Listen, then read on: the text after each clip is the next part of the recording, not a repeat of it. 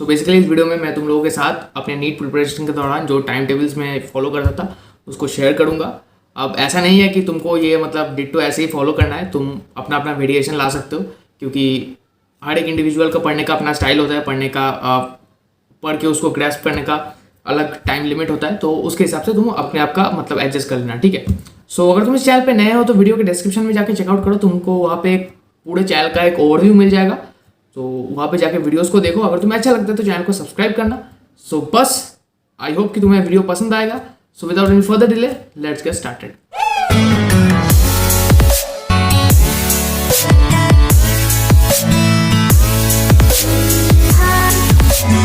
सो सबसे पहले बात कर लेते हैं सैटरडेज और संडेज को लेके। जब मैं घर पे रहता था, कोचिंग नहीं जाता था, तो उस टाइम पे मैं सेल्फ स्टडी का जो टाइम है उसको कैसे एडजस्ट करता था। सो मैं बेसिकली सुबह के 7 बजे नींद से उठता था, ठीक है, और उसके बाद फ्रेश हो लिया, उसके बाद ब्रश कर लिया, मम्मी पापा के साथ थोड़ा बात कर लिया, तो ये करते करते 1 घंटा चला जाता था। तो 7 to 8 मैं कुछ इस तरीके का बिताता था। इसके बाद 8 बजे से मैं एक डेडिकेटेड स्टडी स्टार्ट करता था।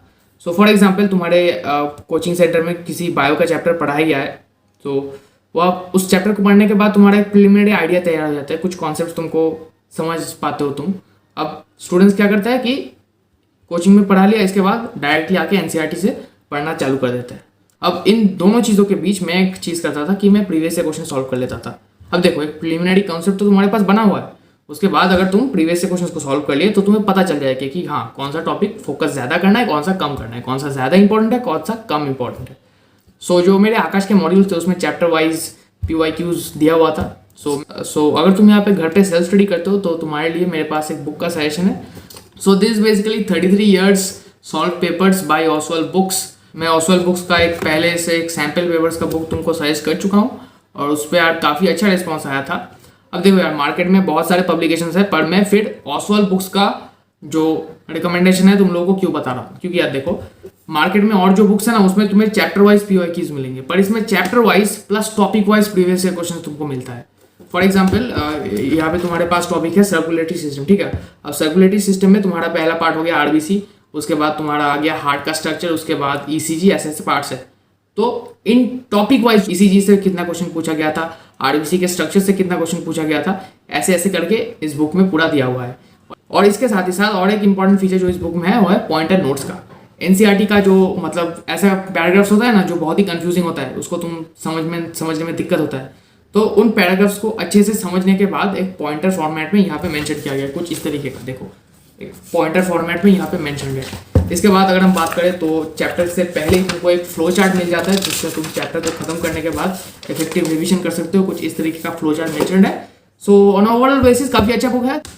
सो यार देखो, फोर्स करने का बात नहीं है, अगर तुम्हें फीचर्स पसंद आता है तो तुम इसको ऑब्वियसली जाके ले सकते हो, और मैं इसका लिंक डिस्क्रिप्शन में दे दूंगा। और भी जो बुक्स है मैं अपने नीट प्रिपरेशन के दौरान फॉलो करता था, सभी के लिंक्स डिस्क्रिप्शन में दिया हुआ रहता है, तो कभी भी जाके तुम चेकआउट कर सकते हो, ठीक है। 8 बजे से मैंने बायो पढ़ना चालू कर दिया, मतलब क्वेश्चन सॉल्विंग करना। इसके बाद क्वेश्चन सॉल्व करने के बाद जो मिस्टेक्स आए उनको मैंने मिस्टेक कॉपी में नोट डाउन किया। अब मिस्टेक कॉपी क्या है, कैसे बनाना है, इसको मैंने पहले कुछ वीडियोज़ में डिस्कस करके रखा है, नहीं देखा है तो जाके देख लेना, ठीक है। तो इसके बाद मैं एनसीईआरटी को पढ़ता था, जैसे मैंने बताया इंपॉर्टेंट, नॉन इंपॉर्टेंट और कहाँ से क्वेश्चन बनता है, ऐसे इस टेंडेंसी को फॉलो करके मैं एनसीईआरटी का रीडिंग लगा लेता था। तो ये करते करते करीब 3 घंटे का टाइम हो जाता था। 8 से 11 बजे इन सब चीज़ों में मेरा चला जाता था। इसके बाद 11 से 11:30 बजे का टाइम था, उस टाइम पर मैं ब्रेक लेता था, थोड़ा बाहर जाके थोड़ा घूम लिया, इधर उधर अपना ब्रेकफास्ट कर लिया। तो बेसिकली इस टाइम को मैं इस तरीके का स्पेंड करता था। और जो मैंने बताया ब्रेकफास्ट कभी कभी 10 बजे में भी कर लेता था, मतलब टेबल पे पढ़ रहा हूँ, ब्रेकफास्ट साथ ही साथ खा लिया। तो इस तरीके का वेरिएशन तो तुम्हें पता ही है, घर पे होता रहता है। सो इसके बाद 11:30 बजे से 1:30 बजे तक मैं एक सेकेंड स्लॉट था स्टडी का, इसमें मैं बेसिकली केमिस्ट्री पढ़ना प्रेफर करता था। ऐसा कोई रीज़न नहीं है, पर इस तरीके का ही मैं फॉलो करता था। बेसिकली केमिस्ट्री के क्वेश्चंस कर लिए या केमिस्ट्री का थ्योरी पोर्शन कोई भी पढ़ लिया। सो इसके बाद 1:30 बजे से लेकर 3 बजे तक मेरा एक ब्रेक का सेगमेंट था फिर से।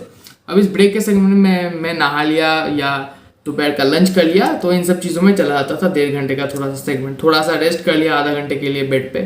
सो ऐसा कुछ चलता। अब देखो यहाँ पे कई लोग क्या करते हैं, दोपहर को सो जाते हैं, पर यार सोना नहीं है। क्यों? According to the previous year अगर तुम देखो कि नीट एग्जाम का जो टाइम है वो होता है अराउंड 2 PM to 5 PM इस टाइम पे तुम्हें सोना नहीं है, क्योंकि एग्ज़ाम जब तुम देने जाओगे ये मैंडेटरी है कि इस टाइम पे तुम्हारा ब्रेन सबसे ज़्यादा एक्टिव रहे। अब इसको करने के लिए तुम क्या कर सकते हो, मतलब मैं क्या करता था, मैं ये जो टाइम स्लॉट था 3 बजे से लेके 5 या 6 बजे तक फिजिक्स के MCQs लगाता था, फिजिक्स के क्वेश्चन मैं सॉल्व करता था। अब क्या होता है ना, मतलब तुमने खाना खा लिया, तुमको एक स्लीपिंग टेंडेंसी आता है, तुमको नींद आता है। इसको प्रिवेंट करने के लिए तुम्हें अपने माइंड को एक्टिव रखना पड़ेगा, अपने ब्रेन से काम कराओ। मतलब फिजिक्स के MCQ से तुम्हें पता है काफ़ी ज़्यादा टफ भी होता है, ईजी भी होता है, तो अपने माइंड को कसरत करवाओ, तो उसको जो नींद वाला फीलिंग नहीं आएगा। अब देखो यार, खाने के बाद अगर तुम बायो पढ़ने बैठोगे तो तुमको कुछ देर के बाद नींद आ ही जाएगा और तुम सब कुछ रख के सोने चले जाओगे। ये मुझे ही पता है, तुमको ही पता है। तो इस टाइम को यार फिजिक्स के MCQ सॉल्व करने के लिए इन्वेस्ट करो, काफ़ी अच्छा रहेगा। अराउंड 5 to 6 PM मेरा खत्म हो जाता था सॉल्विंग फिजिक्स क्वेश्चंस। फिर थोड़ा एनालिसिस कर लेता था कि कौन से गलत हुए हैं, तो उसको मिस्टेक कॉपी में नोट डाउन कर लेता था।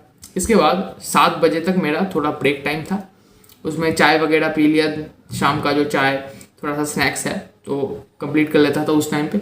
अब 7 बजे से लेके 10 बजे तक मेरा होता था 4th स्टडी स्लॉट। इसमें मतलब ऐसा कोई फिक्स नहीं है, कोई चैप्टर्स अगर बच गया होता था या एग्जाम का कोई प्रिपरेशन करना होता था तो इस स्लॉट में कर लेता था।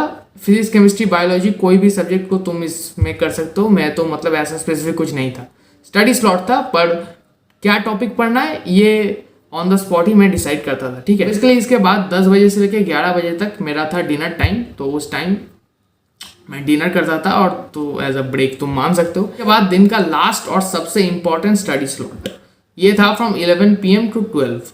जो दिन में मैं सब कुछ किया उसका एक रिविजन मैं रात को इस 1 घंटे में कर लेता था। इससे क्या होता है, तुम्हारा जो भूलने का क्षमता है, भूल जाते हो जल्दी जल्दी, ये नहीं होगा। तुम सुबह अगर कोई चीज़ को पढ़ते हो, रात को सोने से पहले एक बार 15 मिनट उसको रिवाइज कर लिए ना, एक बार ये करके देखो कितना ज़्यादा तुमको चीज़ें याद रहता है, ठीक है।